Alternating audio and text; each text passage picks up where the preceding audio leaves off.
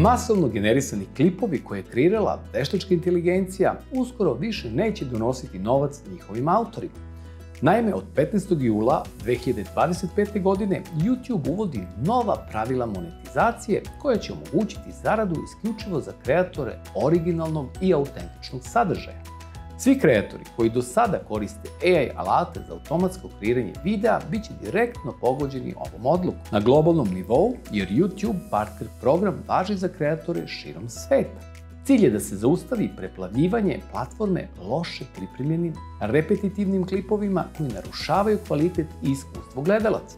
Prema internim dokumentima koje je otkrio TechCrunch, nova pravila preciznije definišu šta predstavlja neautentičan sadržaj, uključujući masovno proizvedene AI klipove koji koriste isti šablon i nemaju stvarnu kreativnu vrednost.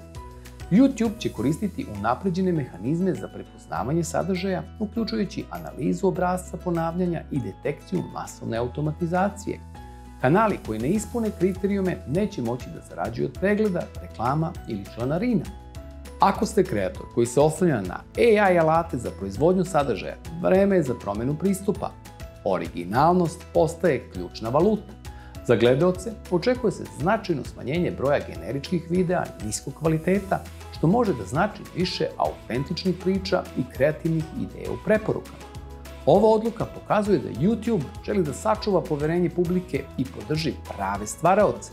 Budućnost platforme sada zavisi od povratka osnovama, originalnoj ideji i autentičnom glasu.